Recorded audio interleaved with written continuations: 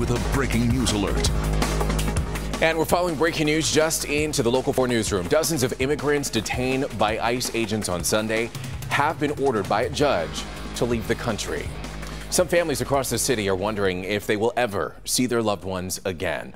Local 4's Rod Maloney is joining us live now this afternoon with more on what's next for those who were detained, Rod, and their loved ones. Yeah, you know, Rod, this is a highly emotional situation, and understandably so, because these people are facing deportation, most of them back to Iraq. But here's the thing, the Immigration and Customs Service says that many of these people either knew that this was coming or knew the possibility of it coming, and so it really should not be a surprise. The plaintive cries of families yesterday at the Immigration and Customs offices on Jefferson at Mount Elliott. The word had swept quickly through southeast Michigan's Chaldean community about the enforcement action as dozens were picked up for deportation. What the family members here didn't know at the time is that they watched their loved ones come out of the building in transport vehicles and were being brought to the Immigration and Customs facility, a jail really, in Youngstown, Ohio, because Detroit's facility is full. Today, Immigration and Customs put out this statement discussing the enforcement action. Iraq has recently agreed to accept a number of Iraqi nationals subject to orders of removal as part of ICE's efforts to process the backlog of these individuals.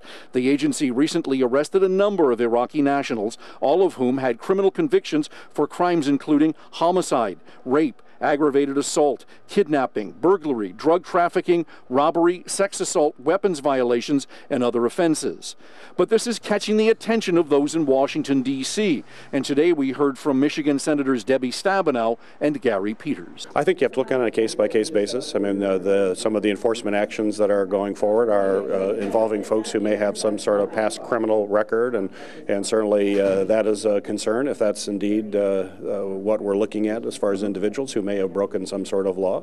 So it really has to be on a case-to-case basis. The concern that I have is that the Chaldean community as a Christian religious minority is deeply threatened when they were in Iraq, and the concerns I have is if someone is now going back to Iraq, I'm sure their life is in jeopardy. So this is very serious. Families are extremely upset. And she is discussing there a law that is on the books that I'm told by immigration lawyers is probably one of the most difficult to prove. And that is if you are sent back to the country that you could either be persecuted or killed. But in many ways, that is what is going to be fought here. In fact, there are attorneys across town filing emergency motions trying to get hearings for these people to allow them to stay with their families that you saw there who were so upset at seeing them move. Back to you, Efraim. Well, Rod, a lot of people, including those family members of those who are now being deported, are wondering, why is this happening now? Well, as I understand it, the way in Washington this has gone is that there have been negotiations, in particular with Iraq, in terms of them agreeing to take people back who are on our deportation list. And just recently, they have agreed to take these people back. And so that's how this started over the weekend. Alrighty, Rod Maloney reporting live for us, a story that we've been following ever since it first started happening. Rod, thank you.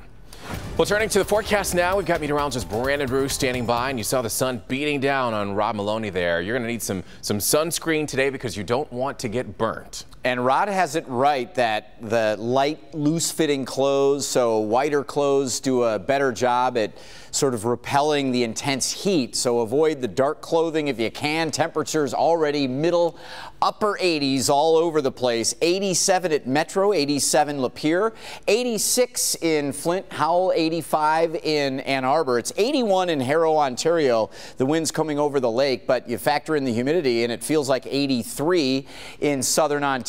Feels like 90 in Lansing right now. The heat index is at 88 at Metro Airport. So we can add a degree or 3 onto the air temperature once we factor in the humidity and how it feels, and really drains your body of moisture. So we need to be careful. Air quality alert, ozone action day today.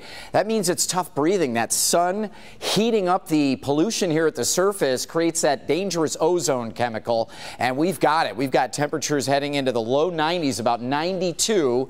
We'll tell you why we want to keep an eye to the sky coming up, tracking a few showers and storms. Alrighty, Brandon, thank you. A two-car crash led to a shootout in southwest Detroit overnight, and 3 people are now in the hospital. When 2 cars crashed at Fort and Springwells just after midnight, people from both cars got out, drew their guns, and started shooting at each other. One is listed in critical condition. Another is listed in serious. The third is in stable condition. Police are investigating right now, but so far no charges have been filed. And no one was hurt when a fire started in the garage of a unit at the Silverbrook Villas in West Bloomfield last night. The fire was contained to the one unit of the complex near West Maple and Haggerty, but other units might have had just a little bit of smoke damage. There is a boil water alert in effect for 2 Metro Detroit communities. We want to let you know all of Livonia is impacted because of this. And then in Farmington Hills, the general area of 8 to 9 Mile roads between Haggerty and Drake is also impacted. Customers impacted north of 9 Mile are the Polo Club apartments between Halstead and Drake, south of Freedom Road. There was an alert previously in place for the city of Farmington, but that has since been lifted. A man is shot and killed on Detroit's east side, and sources are telling Local 4 that it was his uncle who fired that deadly shot. This happened on Fisher Street between East Warren and East Forest Avenues. The two were arguing when the uncle allegedly fired one shot at his 36-year-old nephew, killing him. Police are searching for the uncle who took off in the nephew's vehicle just after that shooting.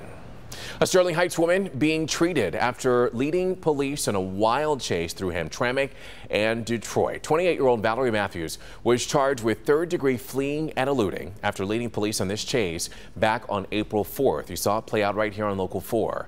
Today, Matthews is back in court. She was back in court for her sentencing, where a judge ordered her to go through 90 to 120 days of treatment in the county's mental health program.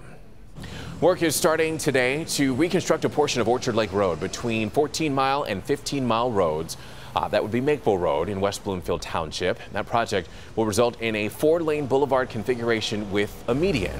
1 lane in each direction will be maintained during the construction, which is expected to be finished by mid-November. Definitely a busy area that will impact quite a bit of people.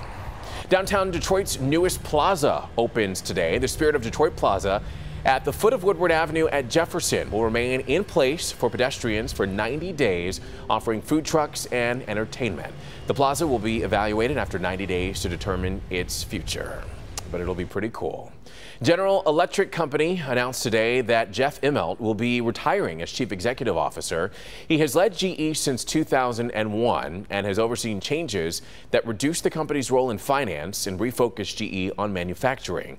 He will be replaced by John Flannery, the head of GE Healthcare. All right, still to come here on Local 4 News at noon. A plane with only one working engine and what the pilot did next that made the whole situation even worse. Details on that coming up. And a case of mistaken identity lands a man in jail for nearly 20 years. The incredible coincidence that led authorities to the real culprit. That's coming up next. Hi, Welcome back, everyone. We are following some stories that are making headlines all across the country for you today. We're going to take a look at Orlando, Florida, Spartanburg, North Carolina, and Norristown, Pennsylvania. But first, we want to start in Kansas City, Missouri. And that is where one man has been freed from prison after spending 17 years locked up for a crime that he never even committed. His name is Richard Jones, and he was sentenced to prison for a 1999 robbery without a confession or even DNA evidence. But in reality, the crime was committed by a lookalike, and you can see both men here on your screen. A lookalike from the same town, in fact, who even shares his same name. Now, the real criminal might never have even been identified if he hadn't wound up at the same prison. Jones happened to see the man while in prison and looked for help from the Midwest Innocence Project, who helped move the information along the right channels. She said, they let him go, you know. I said, you know, yeah, they let him go. He'll be out first thing in the morning. It doesn't get the type of attention that it should get because it's purely injustice. And that's not right. We're supposed to be able to depend on our justice system. Well, he is innocent, even after spending 17 years in prison. The Midwest Innocence Project, we should let you know, says that it often takes 7 to 10 years to exonerate an innocent prisoner. But as you can see, he is now out of jail. Well, today marks 1 year since one of the worst mass shootings in American history. We're talking about the attack on Pulse nightclub in Orlando, Florida. Back on June 12th of 2016, this man, Omar Mateen, entered the gay nightclub in Orlando and killed 49 people, injuring dozens more before he was killed in a shootout with police. The gunman entered the bathroom and was shooting his machine gun. So we're all like scrambling around in the bathroom, screaming at the top of our lungs. The whole community came together right afterward, and we all worked and raised money and tried to help as much as we could for the families, and it just means a lot to be here. Now today, Pulse nightclub is a public memorial. As you can see here, it's decorated with flowers, with messages, and a whole lot more to never forget what happened there. Developing this afternoon, the defense has called its first and last witness in the Bill Cosby sexual assault trial. Cosby told the judge this morning that he will not take the stand himself, despite reports that he might, and then the defense rested its case. The 79-year-old has pleaded not guilty to charges that he drugged and molested this woman, 44-year-old Andrea Constan, at his home back in 2004. Well, for the first time, we are seeing video of the moments police rescued Kayla Brown last fall. Brown was chained up in a storage container after being kidnapped by a serial killer. Working to free her, deputies asked Kayla about her missing boyfriend, 32-year-old Charles Carver. Todd Colehep shot Charlie Carver 3 times in the chest, wrapped him in a blue tarp, put him in the bucket of the tractor, locked me down here, and I've never seen him again. Okay. He says he's dead and buried. He says there's several bodies dead and buried out here. And this all turned out to be true. Investigators later found 3 bodies buried on that same property. The man who kidnapped her, this man, Todd Colehep, confessed to those 3 murders, as well as the shooting deaths of 4 others back in 2003. He was sentenced to 7 consecutive life sentences. All right, still to come here on Local 4 News at noon. It's not your average Uber.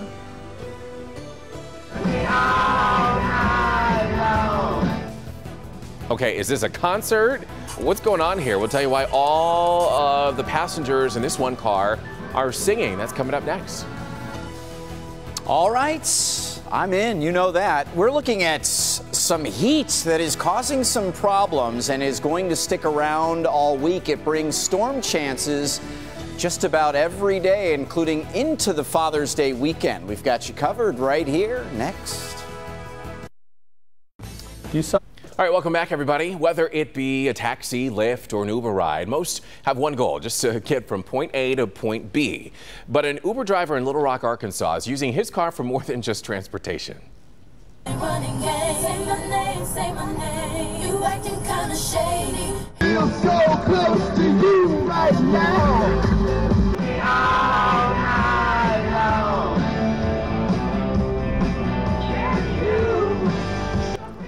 Okay, this is my kind of Uber. Chari, the driver of what's called Karaoke Bar on Wheels, says that giving his riders a unique riding experience is his way of keeping the job fun. Car different, with something with karaoke or a little magazine even. It takes their attention. And believe it or not, through Amazon, he says that he's only spent just a few $100 for the setup, but you saw there, Brandon, they were doing a little Destiny's Child, Say My Name. I didn't know some of the rock band songs, but that seemed like it's right up your alley, too. That was, yeah, a little AC/DC. You shook me all night long. All right, I only have 2 minutes, so I have to move on here. Serious business out there with the air quality alert, Ozone Action Day. What exactly does this mean? Well, first of all, it does not include Lenawee, Genesee, Lapeer, Sanilac, Huron counties, but I think we're all in the same mix here. That sunshine and heat beaming down, high pressure in place, and it traps a lot of the pollution here at the surface, and the reaction from the sun and the heat creates an ozone chemical that is really difficult for many out there. So we want to take it easy, check on our family and our neighbors. 87 feels like 88, so the humidity actually isn't that bad, 46%, going up a little bit as we head through the afternoon. With this Ozone Action Day, you want to limit your outdoor activities, avoid gas lawn equipment, and carpool bike if you can. And again, that just avoids extra pollutants in the air that adds to the ozone. So just take it easy today and for a lot of this week, it is going to be a take it easy kind of a week. 92 with a heat index about 94, 95 this afternoon. Storms are most likely going to be in our north zone through the late afternoon and evening, but with the heat of the day, kind of like Florida, some pop-up thunder showers cannot be ruled out every day this week. 73 degrees overnight, again, an isolated shower, mainly in our north zone, and that is where a marginal risk for severe weather is most likely. We have the same risk tomorrow, but we're going to shift everything farther south. And here's a look at the afternoon, a few spotty showers north and then through the evening as well. Tomorrow, more and more showers start to come closer to the Detroit area, and with the midday and early afternoon showers, probably a couple 2-3 degrees cooler tomorrow, but we need to keep an eye to the sky. Wednesday, I think we get showers in the morning and on and off throughout the day, but the heat will build back up toward the end of the week. All right. Brandon, thank you. Right now, we want to go live now to a press conference where the state attorney general for Maryland and Washington, D.C. say that they plan to sue President Donald Trump over allegations that he violated anti-corruption clauses in the Constitution. Next, a federal judge will determine if the suit should be thrown out or not. U.S. Attorney General Jeff Sessions has agreed to testify tomorrow before the Senate Intelligence Committee as it continues its investigation into reports of Russian contacts with members of President Trump's campaign team and administration. The committee hearing will be open to the public. All right, still to come here on Local 4 News at noon. Taking engine trouble to a new level. Find out why an Australian flight was forced to make an emergency landing. That's next.